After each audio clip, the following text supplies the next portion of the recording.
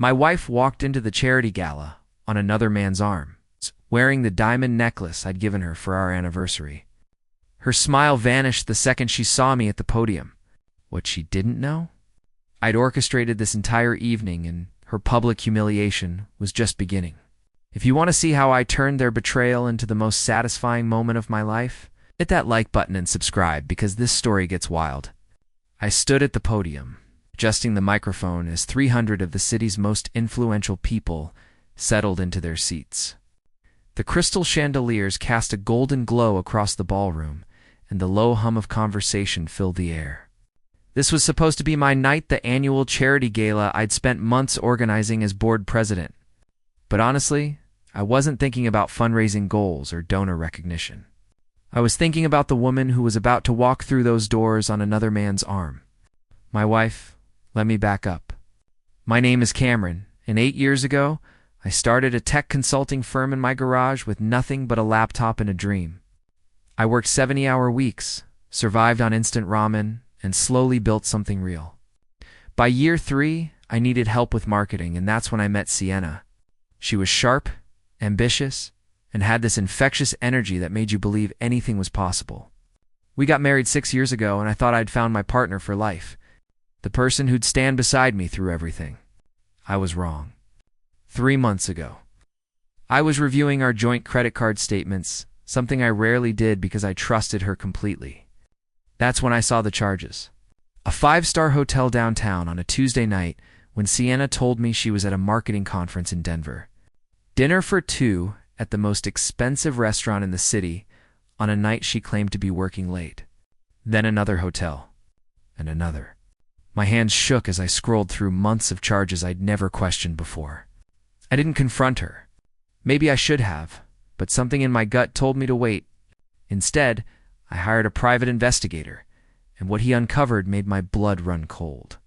Photos of Sienna laughing intimately with Preston Dahlhart, a real estate developer I'd met at networking events. Videos of them checking into hotels together. Text messages that made me sick to read. But the betrayal went deeper than just the affair. Sienna had been feeding Preston confidential information about my business deals' client names, bidding strategies, expansion plans. Everything I'd worked for, she was handing to him like it meant nothing. That's when the business losses started making sense. 2 months ago, I lost a major commercial real estate contract I'd been cultivating for over a year. The client went with Preston's development company instead, and I couldn't understand how he'd undercut my proposal so perfectly. Then it happened again with another deal. Millions of dollars evaporating because my own wife was sabotaging me. Preston wasn't just sleeping with Sienna, he was using her to destroy my livelihood. I could have exposed them immediately. Could have kicked Sienna out, filed for divorce, moved on. But rage sharpened into something colder, something calculated. See, I knew Preston was a major donor to the charity I supported, and I was organizing this year's gala. Both of them would be here tonight. And as I stood at that podium, watching guests arrive in their designer gowns and expensive suits, I realized I'd spent 3 months preparing for this exact moment. I'd gathered every piece of evidence. Bank statements, emails, recordings, photographs, everything documented and organized. I'd quietly filed for divorce and had my lawyers protect every asset through legal maneuvers Sienna knew nothing about. I'd even made some interesting discoveries about Preston's business practices code violations. Bribed inspectors, shady dealings that would interest certain people in this room. And I'd specifically requested Preston as a keynote donor tonight, knowing Sienna would come as his date. If you want to see how I turned their betrayal into the most satisfying moment of my life, hit that like button and subscribe, because what happened next changed everything. The doors at the back of the ballroom opened, and my heart stopped. There she was. Those 3 months between discovering the affair and tonight felt like living in 2 different realities. Every morning, Sienna would kiss me goodbye, tell me she loved me, and head off to client meetings. Every evening, she'd come home and ask about my day while hiding her phone screen. I'd smile, nod, pretend everything was normal, all while systematically dismantling the life she thought we'd continue living forever. The first thing I did was protect myself legally. I met with the best divorce attorney in the city, someone Preston's connections couldn't touch. We went through everything: the prenuptial agreement Sienna had signed 6 years ago, the infidelity clause she'd probably forgotten existed, the financial protections I could activate. My lawyer smiled when he reviewed the evidence I'd gathered. This wasn't just a divorce case. This was a demolition. I moved money carefully, legally, into accounts Sienna couldn't access. I transferred ownership of assets, updated beneficiaries, and created a financial fortress she didn't even know existed. Every night, I'd sit in my home office, the same office, where she'd probably stolen my business files, and I'd document everything. Timestamps, locations, expenditures. I became obsessed with details because I knew one shot was all I'd get. But I wasn't satisfied with just protecting myself. Preston had cost me millions by using information my wife gave him. He'd celebrated those victories, probably laughed about how easily he'd manipulated both of us. So I started digging into his empire, and what I found was beautiful in its corruption. Preston's real estate success wasn't built on talent. It was built on cutting corners and greasing palms. I found building permits approved despite failed inspections. I discovered tenants living in apartments with faulty wiring and water damage Preston refused to fix. I uncovered a trail of bribed city officials and forged safety certificates. Preston Dalhart wasn't just a cheater. He was a criminal who'd gotten away with it for years because he knew the right people. Well, I was about to become the wrong person. I started attending city council meetings, something I'd never done before. I made friends with a council member who shared my concerns about development and accountability. I anonymously provided documents, not all of them, just enough to start an investigation. I wanted Preston's world crumbling from multiple directions, and I wanted it happening right around the time of the gala. Meanwhile, at home, Sienna grew bolder. She stopped being careful. She'd take calls from Preston in front of me, stepping into the next room, but not far enough that I couldn't hear her laughing. She wore expensive jewelry I'd never bought her gifts from him that she flaunted like trophies. One night, I saw a text notification on her phone, sitting on the kitchen counter. Can't wait to be done with this charade. Soon, baby? She had no idea I'd already been done for months. The week before the gala, I specifically arranged for Preston to be recognized as a major donor. I called him personally, thanked him for his generosity, told him how much the charity appreciated his support. He was so arrogant, so confident. He actually said, "Happy to help, Cameron. We need more people like you making a difference." I almost laughed. He had no idea that the man whose business he'd sabotaged, whose wife he was sleeping with, was setting a trap he'd never escape. The morning of the gala, Sienna told me she had plans with friends and would be out late. She kissed my cheek, adjusted her hair in the hallway mirror, and walked out wearing the diamond necklace I'd given her for our 5th anniversary. The audacity was almost impressive. I arrived at the venue 3 hours early. I tested the sound system, double-checked the projection screens, and made sure every technical detail was flawless. Then I waited, watching the entrance, knowing that when those doors opened, everything would change. For them, anyway. For me, the real work was already done. The ballroom was nearly full when I saw them. Sienna walked through the entrance in a stunning red dress that hugged every curve, her hair swept up elegantly, diamonds glittering at her throat, my diamonds, the ones I'd given her on our anniversary. And there, with his hand possessively on the small of her back, was Preston Dalhart. He wore a custom suit that probably cost more than most people's monthly rent, his silver hair perfectly styled, that practiced smile of someone who'd never faced real consequences in his life. I watched Sienna's face as she scanned the room, laughing at something Preston whispered in her ear. Then her eyes found mine across the ballroom, and I swear I could see the exact moment her heart stopped. The color drained from her face. Her smile vanished. Her entire body went rigid. Preston kept talking, oblivious, still grinning like he owned the world. But Sienna knew. She knew she'd made a catastrophic mistake. I didn't look away. I held her gaze from my position near the stage, letting her see that I was calm, controlled, completely in command of this moment. I could see her mind racing, trying to calculate her next move. She leaned toward Preston, whispering frantically, her hand gripping his arm. She was trying to leave. That wasn't going to happen. I grabbed the microphone and walked directly toward them, weaving through tables of curious guests who were starting to notice the tension. Preston finally looked up and saw me approaching. He straightened, putting on his business face, probably thinking this was just an awkward coincidence he could smooth over with charm and money. "Preston Dollheart," I said warmly, my voice amplified through the sound system. The conversations around us died down. "I'm so glad you could make it tonight. Ladies and gentlemen, can we have a round of applause for one of our most generous donors?" The ballroom erupted in polite applause. Preston's smile widened, soaking in the attention. Sienna looked like she might be sick. I stepped closer, looking between them with a smile that didn't reach my eyes. "And I see you've brought a guest. Everyone, I'd like you to meet Preston's date for the evening, my wife, Sienna." The applause stopped instantly. You could have heard a pin drop in that massive ballroom.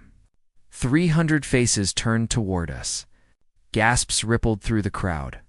Sienna's mouth opened and closed, no sound coming out.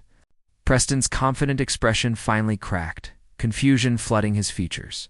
"Cameron, I can explain," Sienna stammered, her voice shaking. "This isn't what it looks like. Preston is just a colleague. We were discussing a business opportunity. Repeated, nodding slowly. "That's interesting. Why don't we discuss it with everyone here?" I gestured toward the stage. "In fact, I've prepared a special presentation for tonight. Preston, Sienna, why don't you stay right there? You're going to want to see this."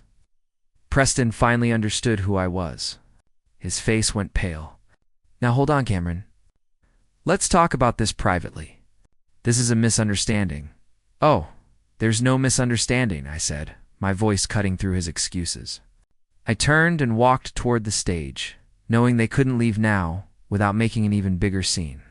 Security guards I'd hired specifically for tonight positioned themselves near the exits. Everything was going exactly according to plan. I stepped onto the stage and looked out at the sea of shocked faces. Board members, business leaders, journalists, socialite, everyone who mattered in this city was watching. And in the back, trying to shrink into the shadows, were the two people who'd betrayed me so completely they'd forgotten I was capable of fighting back. "Before we begin tonight's program," I said into the microphone, "I have something important to share with all of you. Something about trust, betrayal, and the price of thinking you're untouchable."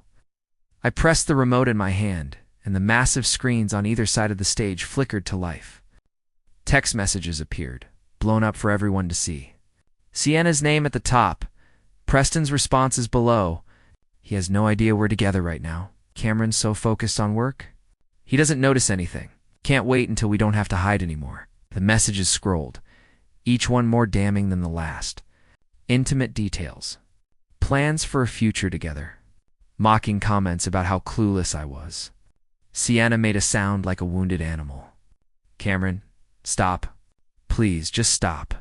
She tried to rush toward the stage, but the security guard stepped forward, blocking her path. Preston grabbed her arm, pulling her back, his face twisted with rage and panic. "That's not all," I continued, my voice steady despite the adrenaline coursing through my veins. I clicked the remote again. Emails filled the screen's correspondence between Sienna and Preston. My confidential business plans, client lists, bidding strategies, all forwarded from Sienna's email to Preston's. This is my wife sending proprietary information to her lover. Information he used to sabotage my business deals and cost me millions of dollars. The room erupted in shocked murmurs. I saw business associates I'd worked with for years staring at the screens in disbelief. Board members shaking their heads. Preston's face had gone from pale to bright red. "You had no right to go through my private communications." Sienna screamed, her voice breaking. "This is illegal. You're violating my privacy." "Actually," I said calmly, "our joint accounts gave me every legal right to access those records. And when those communications involve theft of my intellectual property and business sabotage, they stop being private." Bank statements appeared. Transactions highlighted in yellow. Preston's company, paying for Sienna's shopping sprees. Luxury hotel stays, a vacation to Cabo I'd known nothing about. This is what my marriage looked like while I was working 80-hour weeks to build our future. But I wasn't done with Sienna yet. I had something special planned.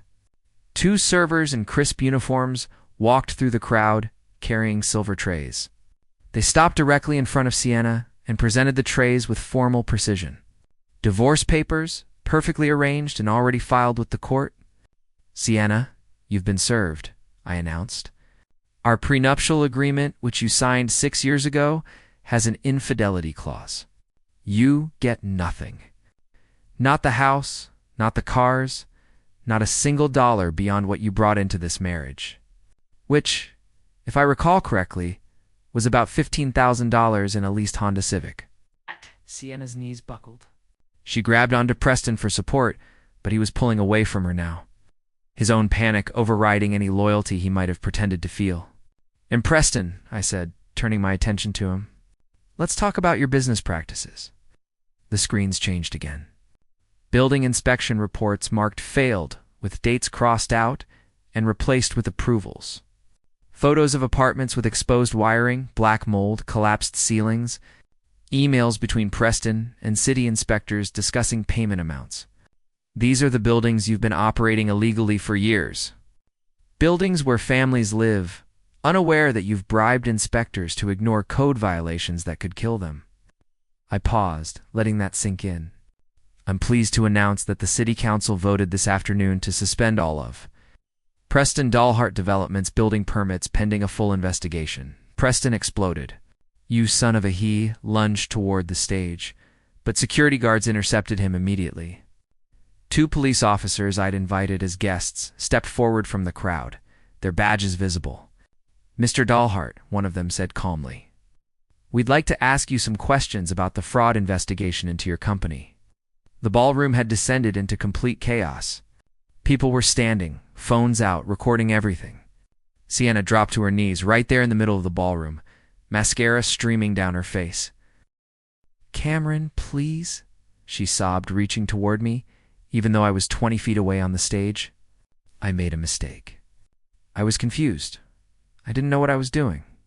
"Preston manipulated me. He told me you didn't love me anymore." "Said, don't you dare," I said, and my voice carried such finality that she actually stopped talking. "You knew exactly what you were doing? Every lie, every stolen file, every night you came home and kissed me while planning your future with him, you knew?" Then the ballroom doors opened again and I smiled. A woman in an elegant navy dress walked in with purpose, a folder clutched in her hands. Preston's wife, Maureen. I'd reached out to her 2 weeks ago, shared everything I'd discovered. She'd been grateful, devastated, and absolutely ready for this moment. "Hello, darling," Maureen said, her voice like ice as she approached Preston. She threw the folder at his chest, papers scattering across the marble floor. Divorce papers. I hope she was worth losing everything. Preston stared at his wife, then at Sienna, then back at Maureen. "This is insane. Everyone here has lost their minds." But his voice cracked with desperation, and nobody was listening anymore. Security escorted both Preston and Sienna toward the exits. Sienna was still crying, still trying to look back at me with those pleading eyes that had once made me feel like the luckiest man alive. Preston was shouting about lawyers and lawsuits, making threats that rang hollow in a room full of witnesses to his crimes. And then they were gone, and the ballroom doors closed behind them. For a moment, there was absolute silence. Then someone started clapping. Then another person. Within seconds, the entire ballroom was on their feet, applauding. Not for the drama, at least, I don't think so, but for the truth. For refusing to be a victim, for standing up in front of everyone and refusing to let betrayal define me. The gala continued, and somehow, despite everything that had happened, we raised a record amount for the charity that night. Scandal draws attention, I guess, and people were feeling generous after witnessing justice in real time. The weeks that followed were brutal, but necessary. The divorce was finalized in record time thanks to that prenuptial agreement. Sienna tried to fight it, hired 3 different lawyers, but the evidence was overwhelming. She ended up with exactly what she deserved, nothing. Her marketing firm collapsed when clients learned she'd been stealing confidential information. Nobody trusted her anymore. Last I heard, she'd moved back in with her parents 2 states away. Preston's empire crumbled even faster. The fraud investigation uncovered years of illegal practices. Lawsuits from tenants piled up. His company filed for bankruptcy within 2 months. Maureen took him for everything in their divorce, and he deserved every bit of it. In the affair that cost them both everything? Preston dropped Sienna the moment the consequences hit. Refused her calls, blocked her number, pretended she'd never existed. 6 months later, my business was thriving. Turns out, the way I handled that situation earned me respect in circles I'd never accessed before. Clients appreciated my integrity, my refusal to hide or play victim. I landed contracts bigger than anything I'd lost. I ran into Sienna one morning at a coffee shop downtown. She was wearing a coffee shop uniform, taking orders behind the counter. No designer clothes, no expensive jewelry, no confident smile.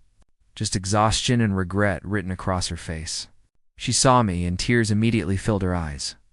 "Cameron, can we talk, please?" "I know I don't deserve it, but you're right," I said simply. "You don't deserve it."